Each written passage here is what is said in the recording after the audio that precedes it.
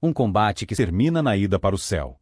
Eu sei pela minha própria experiência, que em nossa jornada na vida cristã, nos achamos muitas vezes desanimados, como se estivéssemos desamparados por seus, mas apesar disto não ser verdadeiro, é assim que nos sentimos, tal como o próprio apóstolo Paulo expressou em seu caso, o profeta Elias em sua depressão quando queria até mesmo morrer, etc. A vida do cristão aqui embaixo é uma luta contínua com o pecado e Satanás.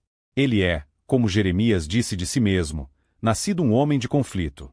Ou o que o profeta disse a Asa, pode ser dito a todo cristão: daqui tu terás guerras, do teu nascimento espiritual à tua morte natural, desde a hora em que puseste o rosto no céu, até que puseste os pés no céu. A marcha de Israel para fora do Egito foi, no sentido do Evangelho, nossa entrada em campo contra o pecado e Satanás. E quando eles tiveram paz? Não até que eles alojaram suas cores em Canaã. Nenhuma condição em que o cristão está, aqui embaixo, é silenciosa. É prosperidade ou adversidade. Aqui está o trabalho para ambas as mãos, para manter o orgulho e a segurança em uma, a fé e a paciência na outra. Nenhum lugar que o cristão possa chamar de terreno privilegiado. Ló em Sodoma lutou com seus habitantes ímpios, sua alma justa sendo irritada com sua conversa impura. E como ele está em Zoar? Suas próprias filhas não trazem uma faísca do fogo de Sodoma em sua cama, pela qual ele se inflama de luxúria? Alguns pensaram que se estivessem em tal família, sob tal ministério, fora de tais ocasiões, então eles nunca deveriam ser tentados como agora. Eu confesso que a mudança de ares é uma grande ajuda para a natureza fraca, e estes são chamados de terreno vantajoso contra Satanás. Mas pensas tu fugir da presença de Satanás assim? Não, embora você deva tomar as asas da manhã, ele voará atrás de você. Estes podem fazê-lo mudar seu método de tentação, mas não desistir de seus projetos. Enquanto seu velho amigo estiver vivo por dentro, ele estará batendo a sua porta por fora. Nenhum dever pode ser executado sem luta. O cristão precisa de sua espada tanto quanto de sua espátula, como os judeus que reconstruíram o muro de Jerusalém nos dias de Neemias. Ele luta com o corpo de carne, e isso para o cristão no dever é como a besta para o viajante, ele não pode viajar sem ela e tem muito trabalho para mantê-la. Se a carne for mantida elevada e vigorosa, então ela é devassa e não obedecerá. Se baixo, é fraca e logo se cansa.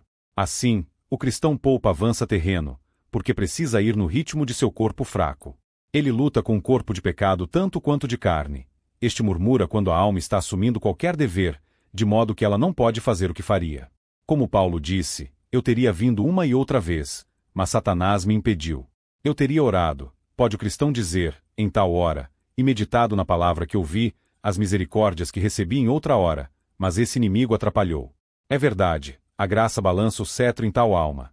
No entanto, como os meninos da escola que gastam seu tempo quando o mestre está fora, excluem-no, e por um tempo dominam-no no desgoverno, embora sejam açoitados por isso depois, assim a parte não regenerada tira vantagem quando a graça não está sob seu comando para perturbar seu governo e excluí-lo de seus deveres. Embora isso afinal torne a alma mais severa em mortificação, ainda assim custa alguma luta antes que possa recuperar seu trono. E quando não pode se desligar do dever, ainda assim o cristão está lamentavelmente em falta com ela no dever. Não pode fazer o que faz como deveria fazer. Muitas cartas em sua cópia estraga este inimigo, enquanto sacode com pensamentos impertinentes. Quando o cristão está orando, então Satanás e a carne estão tagarelando.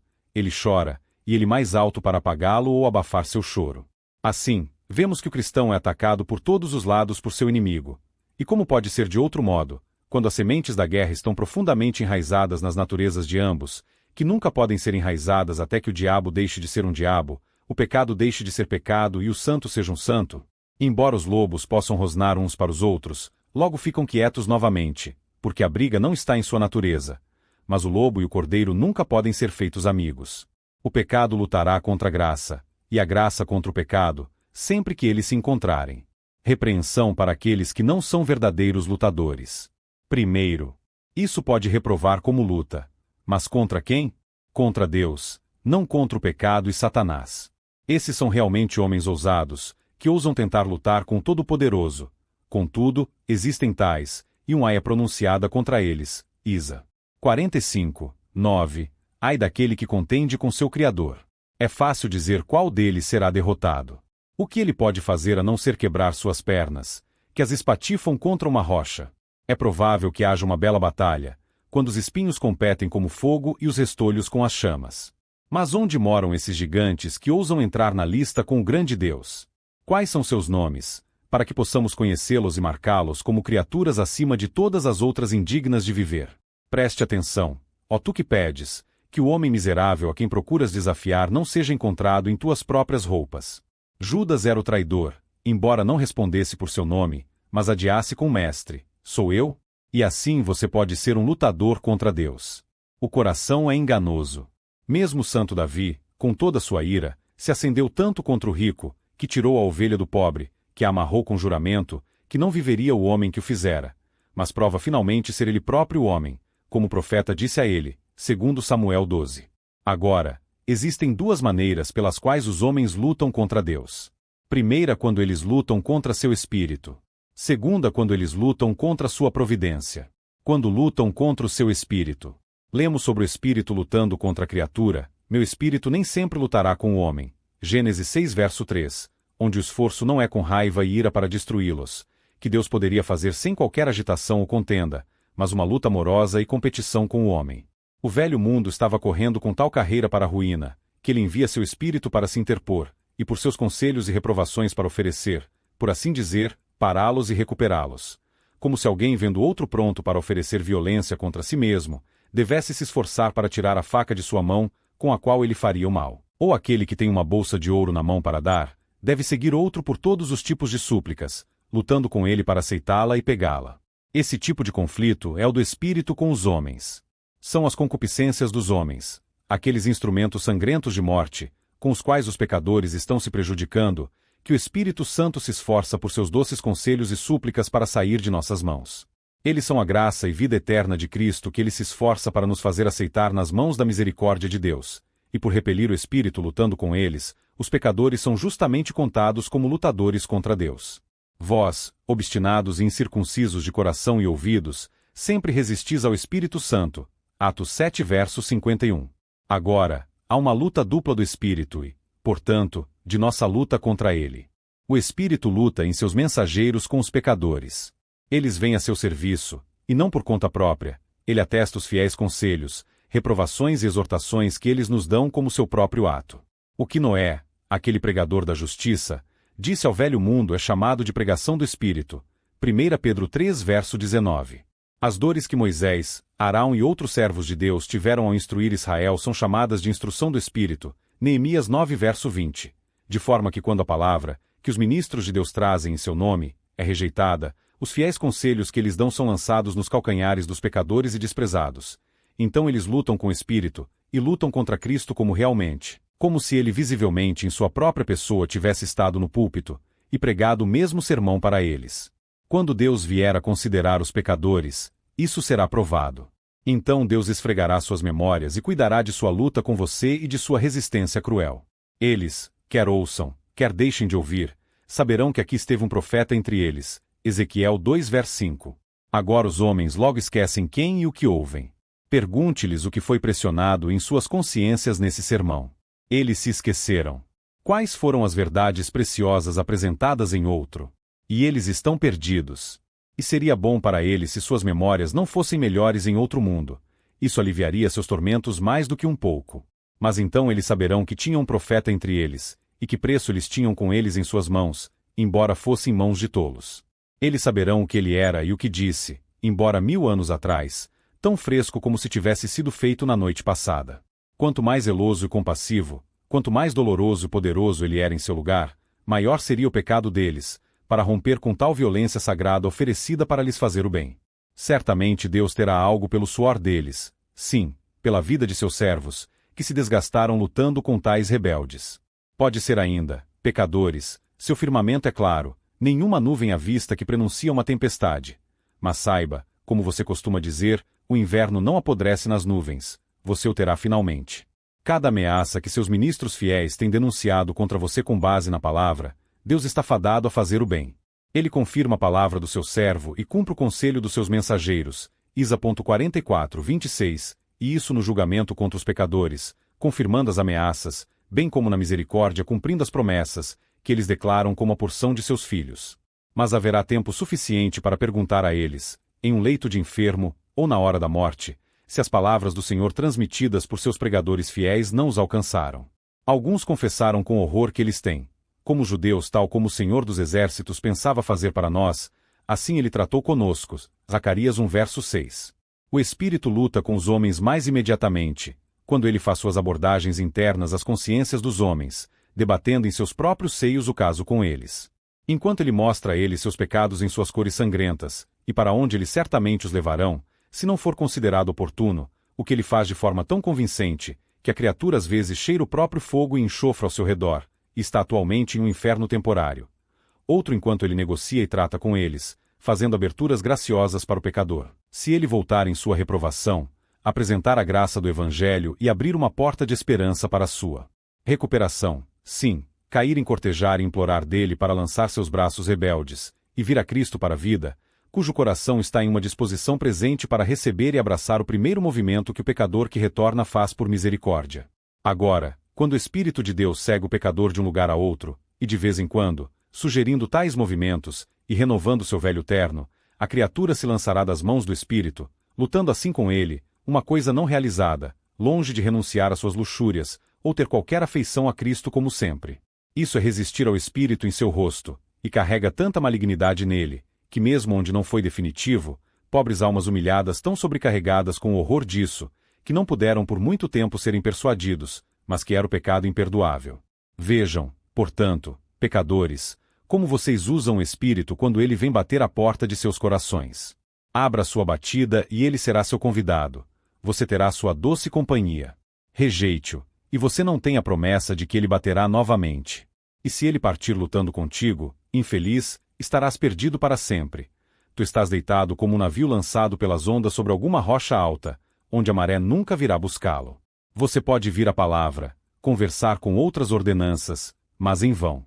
É o Espírito nelas, que é tanto maré quanto vento, para colocar a alma à tona e levá-la adiante, ou então jaz como um navio em terra seca que não se move.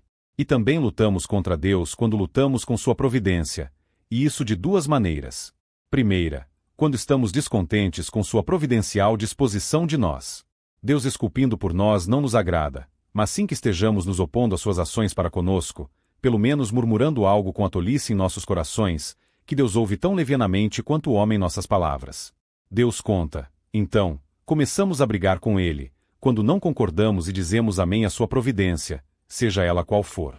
Ele chama isso de contenda com o Todo-Poderoso, Jó 40, 2, sim, uma reprovação de Deus. E ele é um homem ousado seguro que ousa criticar Deus e agir contra o céu. Deus o desafia, seja ele quem for, a responder por sua conta e risco. Aquele que reprova a Deus, que responda, verso 2 do capítulo mencionado. Já era tempo de Jó ter feito isso, quando ele ouve o sentido que Deus dá àquelas palavras incautas que saíram dele na angústia de seu espírito e paroxismo de seus sofrimentos. Contender com o Todo-Poderoso? Reprovar a Deus? Bom homem, quão vazio ele está, e grita, eu sou vil, o que devo te responder? Eu colocarei minha mão sobre minha boca. Que Deus perdoe o que passou, e ele não ouvirá mais tal linguagem. Ó, senhores, prestem atenção a esta luta acima de todas as outras. A contenda é desagradável, com quem quer que briguemos, vizinhos ou amigos, esposa ou marido, filhos ou servos, mas o pior de tudo é com Deus. Se Deus não pode agradá-lo, mas seu coração se levanta contra ele, que esperanças existem de você agradá-lo, que não aceitará nada gentilmente daquele homem que está zangado com ele? E como o amor a Deus pode ser preservado em um coração descontente, que está sempre resmungando contra ele? O amor não pode pensar mal de Deus, nem suportar ouvir alguém falar mal dele, mas deve tomar a parte de Deus, como Jonatas a de Davi, quando Saul falava mal dele, e quando não puder ser ouvido, lhe agradará se levantar e ir embora. Quando aflito, o amor pode permitir que você gema, mas não resmungar. Se quiseres aliviar o teu espírito sobrecarregado no seio de Deus pela oração, e humildemente lutar com Deus de joelhos, o amor é por ti e irá ajudá-lo com os melhores argumentos que podes usar para Deus. Mas se você desabafar suas paixões destemperadas e mostrar um espírito rebelde contra Deus, isso apunhalará o coração. E também lutamos contra a providência, quando incorrigíveis sob as várias dispensações de Deus para conosco. A providência tem voz, se tivéssemos ouvidos. Misericórdias devem atrair, aflições impulsionar. Agora, quando nem os meios justos nem os maus são bons, mas somos impenitentes sob ambos, isso é lutar contra Deus com as duas mãos. Qualquer um deles tem seus agravos peculiares. Um é contra o amor, portanto, hipócrita. o outro é contra o aguilhão de sua vara, e aí desprezamos sua ira e somos cruéis para nós mesmos ao chutar seus golpes. A misericórdia deve nos deixar envergonhados, a cólera com medo de pecar. Aquele que não se envergonha, não tem espírito de homem. Aquele que não tem medo quando é ferido é pior do que a besta que teme o chicote e a espora. Às vezes, a misericórdia, especialmente essas misericórdias exteriores, que têm um sabor agradável para a parte carnal do cristão, tem se mostrado uma armadilha para o melhor dos homens, mas então a aflição costuma recuperá-los. Mas quando a aflição torna os homens piores e eles se endurecem contra Deus, para pecar mais e mais enquanto a vara está sobre eles, como recuperá-los? Poucos são melhorados pela prosperidade, a quem as aflições pioram. Aquele que vai pecar, embora vá com dor, fará muito mais, se isso uma vez desaparecer. Mas preste atenção nesta disputa com Deus. Nada se consegue brigando com Deus, a não ser golpes, ou pior. Se ele disser que não mais te afligirá, é o pior que ele pode dizer. É como se ele dissesse que ficará em dívida com você até outro mundo, e lá pagar-te-á totalmente. Mas se ele quer ter misericórdia de ti, você ouvirá falar dele em alguma aflição mais aguda do que nunca. Ele tem cunhãs que podem te separar, se você fosse uma peça com mais nós do que é. Ainda existem os tesouros da maldade e a escassa medida que é abominável? Diz Deus a Israel. O que? Incorrigível, embora a voz do Senhor clame a cidade, Miqueias 6 verso 9, ordenando que ouçam a vara, e quem a designou? Veja em que curso Deus está decidido. Portanto, vou te deixar doente em golpear-te. Verso 13. Como se ele tivesse dito, meu outro físico, pelo que vejo, estava muito fraco, não funcionou nem revirou seu estômago, mas vou preparar uma poção que vai te deixar mal.